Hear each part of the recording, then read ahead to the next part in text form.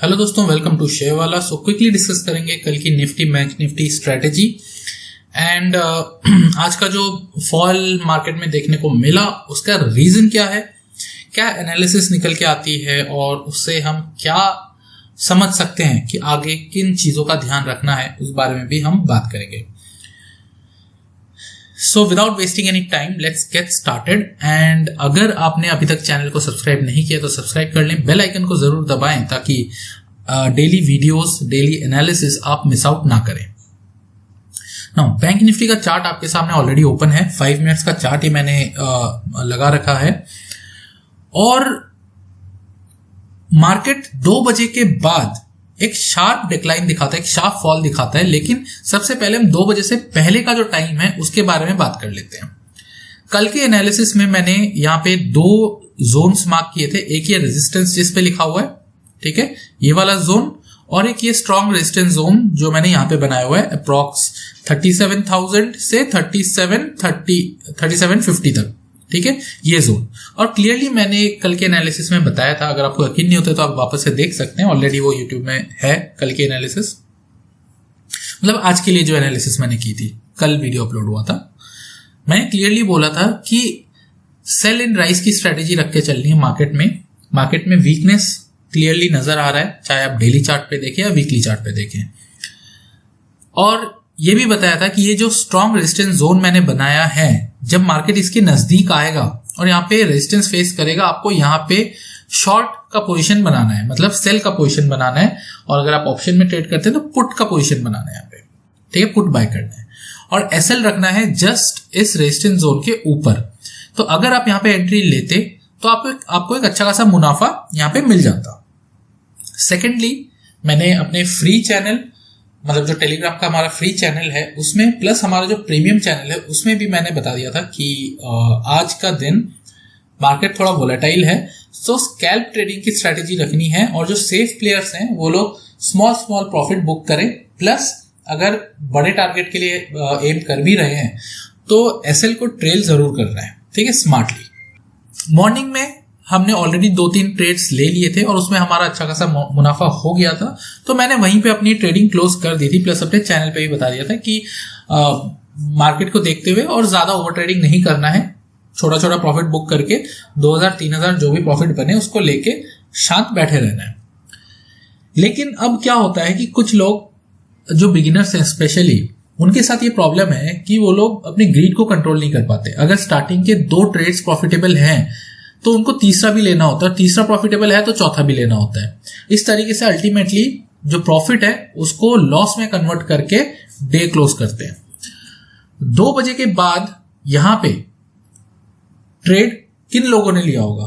पहला, जिनके पहले शुरू के ट्रेड्स अच्छे ना गए होंगे, ठीक है, वो लोग यहाँ पे रिवेंज ट्रेडिंग करने के चलते यहाँ पे ट्रेड लिया होगा। दूसरा, जिनके पहले ऑलरेडी थोड़े बहुत प्रॉफिट हुए हैं बट और प्रॉफिट कमाने के चक्कर में यहाँ पे एंट्री की होगी कॉल साइड में, ठीक है, लॉन्ग साइड में, और यहां से एक जबरदस्त लॉस लेके गए होंगे। और उसके बावजूद भी ज्यादातर लोगों ने एसएल नहीं लगाया होगा।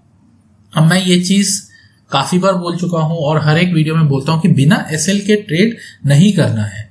कभी भी ट्रेड में एंट्री लें तो उसका एसएल आपको पता होना चाहिए, ठीक है। अगर आप अपने लॉस को मैनेज नहीं कर सकते तो प्रॉफिट कभी आपके पास नहीं आएगा। तो लॉस को मैनेज करना बहुत जरूरी है, ठीक है। और कभी भी ट्रेड में एंट्री कर रहे हैं तो आपको पता होना चाहिए कि आपका एसएल कहां होगा। सपोज जैसे मैंने यहां पे बताया था कि यहां पे एंट्री लेना है तो एसएल आपका इस रेजिस्टेंस जोन के ऊपर होगा। क्यों रखा मैंने यहां पे एसएल इस रेजिस्टेंस के ऊपर? उसका रीजन क्या है? उसका रीजन ये है कि रेजिस्टेंस के ऊपर रेजिस्टेंस को ब्रेक करना थोड़ा डिफिकल्ट होता है मार्केट के लिए, ठीक है, किसी भी स्टॉक या इंडेक्स के लिए, ठीक है। अगर वो यहां पर ब्रेक कर देता है तो वहां से फिर फर्दर ऊपर जा सकता है, तो इसलिए हम यहां पे रखते हैं। और अगर इसने रेजिस्टेंस फेस किया और ऐसे ब्रेक किया तो ये फर्दर अच्छा खासा टारगेट आपको देगा, तो एक अच्छा रिस्क टू रिवॉर्ड यहां पे बनता है। सिमिलरली इधर एक मैंने ट्रेंड लाइन भी बनाया हुआ है, आप देख सकते हैं क्लियरली येलो कलर में। ये भी कल मैंने बनाया था और बोला था कि अगर ये ट्रेंड लाइन ब्रेक होता है तो आप यहाँ पे ट्रेड बना सकते हैं शॉर्ट साइड में। और ये ट्रेंड लाइन आप देखेंगे सुबह से इसको सपोर्ट बना के चल रहा है और एग्जैक्टली 3 बजे 3 बजे के बाद मतलब 3:05 वाला जो कैंडल है वो उसको ब्रेक करता है और फिर फर्दर डाउन साइड ये दिखाता है। बट अगेन हमें रूल्स के हिसाब से चलना है। 3 बजे के बाद जनरली मैं रेकमेंड नहीं करता हूं ट्रेड लेने के लिए, क्योंकि मार्केट क्लोजिंग का टाइम होता है। सो ऐसे मौके आपको कभी कभार तो मिलेंगे, बट अगर रेगुलर बेसिस पे अगर आप रूल्स को ब्रेक करेंगे तो आज शायद आप 10,000 कमा ले, लेकिन कल आप 50,000 लॉस करके जाएंगे। तो इसलिए रूल्स के अकॉर्डिंग चलना है, चाहे उसमें प्रॉफिट कम हो, चाहे ज्यादा हो, चाहे थोड़ा बहुत लॉस हो। क्योंकि ऑब्वियसली अगर रूल के हिसाब से चलेंगे तो लॉस आपका कभी भी बड़ा नहीं होगा, लॉस आपका हमेशा छोटा रहेगा, प्रॉफिट बड़ा रहेगा। ठीक है, तो इस चीज को ध्यान में रख के चलना है। नाउ अब नेक्स्ट डे का हमारा क्या स्ट्रेटेजी रहेगा वो मैं यहाँ पे बता देता हूं आप लोगों को। नेक्स्ट डे की मतलब कल की जो स्ट्रेटेजी रहेगी, कल के दिन हमारा जो रेजिस्टेंस रहेगा वो रहेगा ये वाला जोन। अब ये तो बहुत दूर हो गया है, तो 36,500 एक स्ट्रॉन्ग या बोलो immediate, not strong but immediate resistance है बैंक निफ्टी के लिए। बट हम थोड़ा सा बफर लेके चलेंगे और 36,540 से लेके 36,570 तक का जो रेंज है इसको हम रेजिस्टेंस जोन मान के चलेंगे। जब तक मार्केट इसको क्रॉस करके इसके ऊपर सस्टेन नहीं करता है हमें लॉन्ग साइड का पोजीशन नहीं बनाना है। ठीक है, बल्कि हमें क्या करना है, अगेन हमें सेल ऑन राइज का स्ट्रेटेजी रखना है। अगर मार्केट गैप अप नहीं होता है बहुत ज्यादा तो लगभग यहां आसपास ओपन होता है, धीरे धीरे ऊपर जाता है और यहां पे अगर रेजिस्टेंस फेस करता है तो यहां पे आप एक स्कैल्प ट्रेड भी ले सकते हैं और एक नॉर्मल ट्रेड भी ले सकते हैं विद रिस्क टू रिवॉर्ड आपका रहेगा। रिस्क रहेगा इसमें एसएल जस्ट इस जोन के ऊपर, मतलब 40-50 पॉइंट का टारगेट आपका वही 50 point, 70 point, 100 point, but trailing SL के साथ चलना है। टारगेट छोटा इसलिए रखिए क्योंकि मार्केट वोलेटाइल है, काफी ज्यादा गिर चुका है, तो हो सकता है कि पुल बैक मिले, इसलिए स्कैल्प ट्रेडिंग इस जोन पे, ये जो जोन बताया यहाँ पे स्कैल्प ट्रेडिंग 30-40 पॉइंट का ही आई थिंक बेस्ट है। नाउ नेक्स्ट आपका जो बढ़िया ट्रेड बनेगा वो बनेगा 37,000 पे।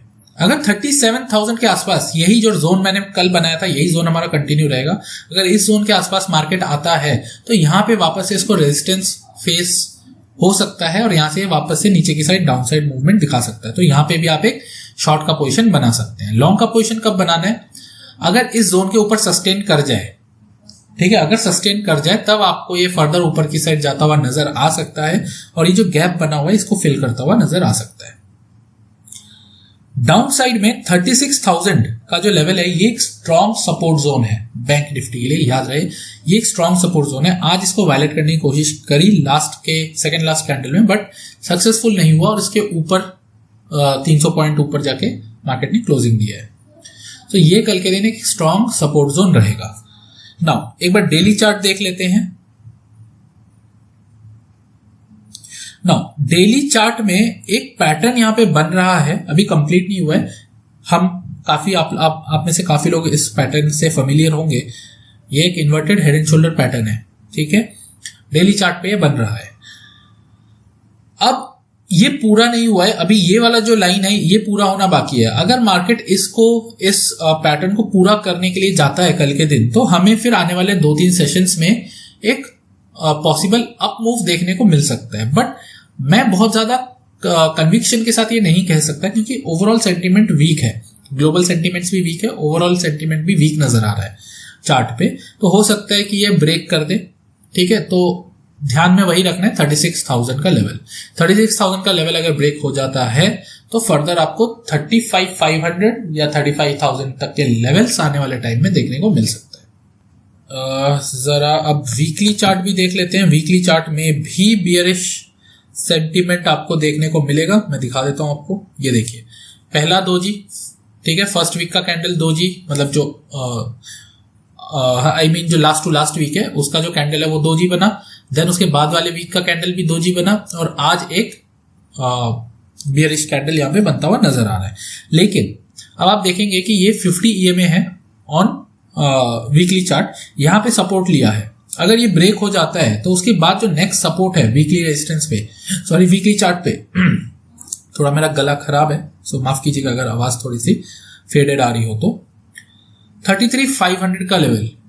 ठीक है, तो हो सकता है थोड़ा सा और ऊपर जाए, बट अगर ये इस लेवल को तोड़ता है which is 35,800 on weekly chart तो फर्दर हमें 34,500 तक के लेवल्स या 34,800 तक के लेवल्स देखने को मिल सकते हैं। ये मैं एक ब्रॉडर पर्सपेक्टिव बता रहा हूं आपको। बट ओवरऑल डेली बेसिस पे अगर बात करें तो डेली बेसिस पे आई थिंक अगर 36,000 ब्रेक कर जाता है सक्सेसफुली और सस्टेन कर जाता है तो 35,500 फॉलोड बाय 35,000 के लेवल्स आपको एक्सपेक्ट करने चाहिए मार्केट में। बट एज सेड, अगर ये जो head and shoulder inverted head and shoulder pattern बन रहा है, अगर इसको ये फुलफिल करने जाता है तो हमें फिर फर्दर एक पॉजिटिव मूवमेंट मार्केट में देखने को मिल सकता है। तो ओवरऑल कोई सेंटीमेंट बना के नहीं चलना है कि मार्केट ऐसा रहेगा या वैसा रहेगा। ओवरनाइट पोजीशंस कैरी नहीं करना है बिल्कुल भी, स्पेशली जो सेफ प्लेयर्स हैं, जो बिगिनर्स हैं, जिनका कैपिटल कम है, बिल्कुल भी ओवरनाइट पोजीशंस नहीं लेना है। इंट्राडे में आइए, प्राइस एक्शन को देख के ट्रेड कीजिए, ठीक है। लिमिटेड ट्रेड लीजिए, ओवर ट्रेडिंग नहीं करना है। 2 ट्रेड्स और डे एंड, ठीक है। अब उन 2 ट्रेड में चाहे आपका प्रॉफिट हो चाहे लॉस हो। अब जरा निफ्टी को देख लेते हैं। ये तो बैंक निफ्टी हो गया, निफ्टी को भी देख लेते हैं, ठीक है। निफ्टी में भी सिमिलर काइंड ऑफ पैटर्न यहाँ पे फॉर्म हो रहा है, ठीक है। 2 बजे के बाद दो नहीं, ये निफ्टी गिरा है 2:45 के बाद निफ्टी यहां से फॉल होना शुरू हुआ है और जबरदस्त फॉल है। और शुरू से ही मार्केट में आज निफ्टी ज्यादा वीक था as compare to bank Nifty. Nifty ने 17,000 का लेवल ब्रेक कर दिया है आज, जो कि एक क्रूशियल सपोर्ट था। तो ये एक नेगेटिव पॉइंट है निफ्टी के लिए। और डाउन साइड में निफ्टी का जो अभी फिलहाल सपोर्ट है वो है 16,800। तो अगर निफ्टी कल के दिन 16,800 को ब्रेक कर देता है तो हमें फर्दर 16,500 तक के लेवल्स देखने को मिल सकते हैं निफ्टी में। ऊपर की साइड में अब निफ्टी को अगर आपको ट्रेड करना है तो आई वुड से कि अगर मार्केट गैप अप नहीं होता है, ठीक है, ध्यान से सुनिए, गैप अप अगर मार्केट नहीं होता है बहुत ज्यादा और इस जोन में कहीं मार्केट ओपन होता है तो 17,000 एक क्रूशियल रेजिस्टेंस बन जाएगा।